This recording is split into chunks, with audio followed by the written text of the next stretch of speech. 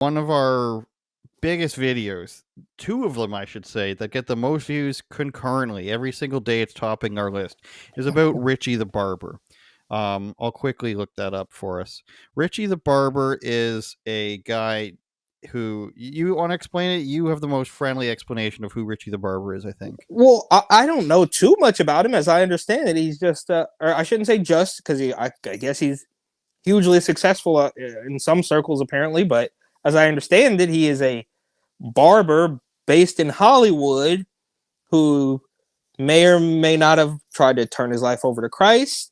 And the only issue that I have, and again, I never met the man. I have no beef with Richie the Barber.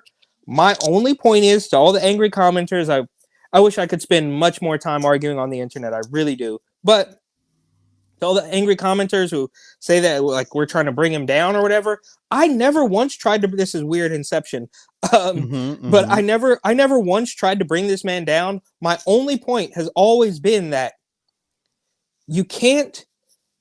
It's going to be very difficult for me to take anybody who has tattooed their face to look like a clown seriously. Like, is it going to surprise you when something weird happens concerning a man who has gone out of his way to look like a clown? And again, I think we talked about this, and I don't know if you still haven't noticed it, but I think on top of all the tattoos and the crazy hair, there's like subdermal implants, like where his eyebrows are. So there's like another level of like weird body modification stuff. One of those dragon guys.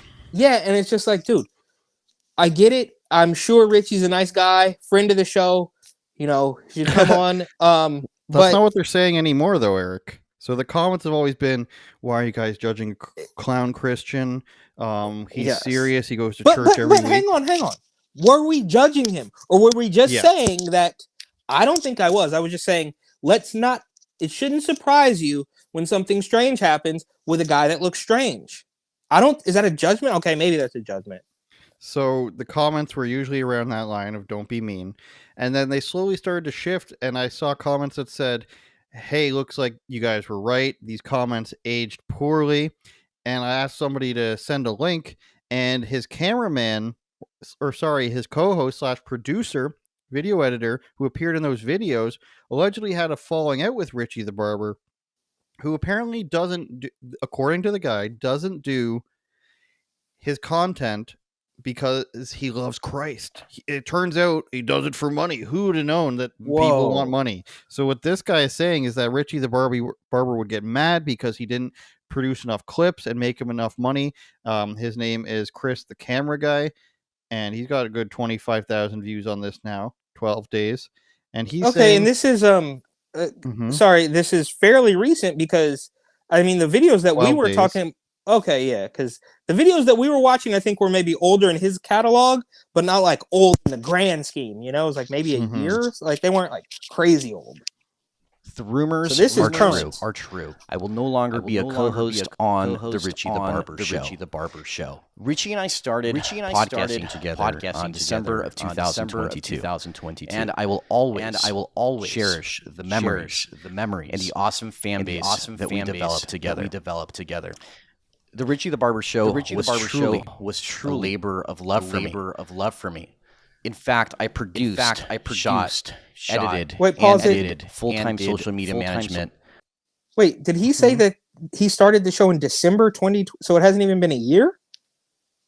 Maybe. I guess so. So what he says is that Richie the Barber would get mad at him for not producing enough shorts and reels every day. He wanted several a day. And then he goes on to say, you know, I have another job. I edit the videos. I can't do all this as much as he'd like. And he would send him messages saying that he's losing him money.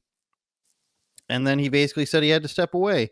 So where's the charitable Christian thing in this that we were all growing to love about Richie the Barber, Eric, that we were such bad guys?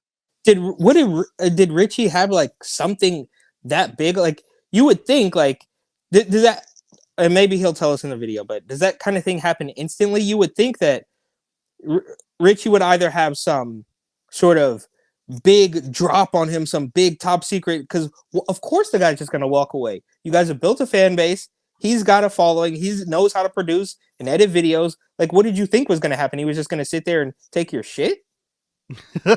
Well, the way the fans of the podcast and it's promoted out there is that he's just a guy who turned to Christ, and he wants to warn everybody about the dangers of, I don't know, demonic people in Hollywood. And meanwhile, he's living with his parents. Apparently, that's another part of it, that he lives with his mother, so he needs to make money to get out of there. I understand that. I understand all of the making money stuff. Nobody's going to say don't try to make money. But what I don't like is the whole, everybody comes to his aid, and he's just in it. He's just a born again Christian trying to spread the word of God, and he's just trying to make it so that, like, people were giving us, Eric, this like 2010 take on, like, they're putting the symbols right in front of you. How can you not see it? The Illuminati, Rihanna's music video, like that's the caliber of stuff we were getting, and I'm not here for these old takes. You know what I mean? Yeah, but can I also say, and look, I don't want to be this guy. I do want to be this guy. I am this guy. But I'm just going to download this video. Hold on. I was just going to say, and this guy, what's his name? Chris the cameraman. Seems like a nice enough guy, but I'm at a point where, as bad as it sounds, like, oh, don't judge a book by its cover, it's too late, bro. Richie's tattooed like a clown. You're wearing the green hair, like, tone it down, bro. I get it. I'm like super normcore, like, oh, t-shirt and jeans, hat, like, and nothing stands out and nothing's crazy enough. But it's like, dog, I don't trust either of you. And that's no shade. That's just like, dude, if we're talking about like blindly believing what people say, I'm not taking either one of these guys. If we're talking about finding a babysitter for my kids, I'm not taking either one of these guys. And I realize that's not their job, but it's just like, dude, there does come a point where you kind of do have to judge a book by its cover, and not all, but most. Like the great Jesse Lee Peterson would say, it's like there does come a stigma, as the establishment, wokey zombies would say, like there does come a stigma with a certain look, right? Like, I don't think you don't show up to a job interview in sweatpants, right? Like, well, I'm not saying you're all bad, but it's just like, it sticks with you. It's like you look like a tennis ball, bro. I think it's very childish to claim you can't judge a person. Everybody's judging people at all times, and I'm really good at it. And when you wear something, or you tattoo your entire face or something like that, or dye your hair, it's because you want the attention that comes from it. It's very childish to be like, just accept everyone for who they are. You can't judge. No. There's a thing called tramp stamps, Eric, if you recall. There's a, like, where you're gonna you're telling me that you think the same of a person with tattoos on their eyelids, or a barbell through their nasal, or whatever it is. You can't tell me that doesn't raise your alarm bells in terms of rational thinking. Well, Dave Chappelle had a great joke about it, right? Like the classic Dave Chappelle, like, if you're dressed up like a cop, you don't be surprised when somebody stops you and asks for help. If you're dressed up like a whore, don't be surprised when somebody treats you like a whore. Let it play. You get the point. But he ended up taking it out on me, and he replaced me with Manny, because Manny promised him that he would post every single day, which means more money for Richie the Barber, right? So I received zero notice that I was being removed from the show. Richie simply changed the password of our YouTube account. That's a very good Christian thing to do, by the way. And this isn't me going and saying that. This is what we were bombarded with comments saying, how dare you not accept this man at his word that he's a good Christian. I helped build from the ground up. What's crazy is just that 3 weeks ago, Richie asked me to be his best man at his wedding. We were best friends. Poor girl. And now, because of money, he's turned his back on me. And I guess the saying is true. Money is the root of all evil. And lame. I mean, I can't go on here and be like, I trust this guy 100% when he's saying stuff like that. to make matters worse, all the money that was coming in had to be routed to my bank account because Richie's credit report showed that he had defaulted on numerous credit cards with numerous banks, which means that he doesn't pay his credit card bills. So no bank would allow him to open up an account. We literally went to different banks trying to open up an account for the Richie the Barber show so we can open up a joint account, and nobody would do it for him. So we decided, he's like, just put your bank account on everything. The DM here.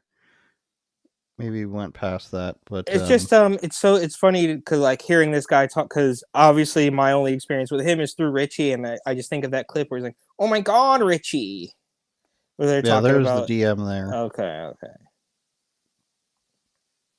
Yeah, so it just says, let's go. We're going to be rich. Did you see the new reel? Glad you like it. There's another one he showed where it's him saying somebody said, you guys don't put out enough content, and I'm unsubscribing from your Patreon because of it. And then he goes, you're losing us money, man.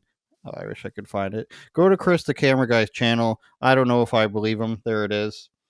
Says a reel, and it says, I support everything you're doing, but I won't be supporting financially anymore.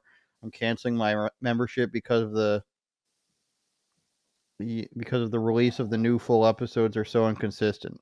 So yeah, he says, oh no, he's like, it's true, you're messing up our money. So I think, though, at the end of the day, for him to say he lives at home, he's got no money, he's fraudulent with his credit cards, all these different claims, probably means he did him pretty dirty. And that sounds like if he just logged him out one day and it's like too bad. And he went on to say that he owed him a whole bunch of money, and he's like, just keep the Patreon money, and then started telling people not to sign up for the Patreon anymore. Turn it up, Jordan.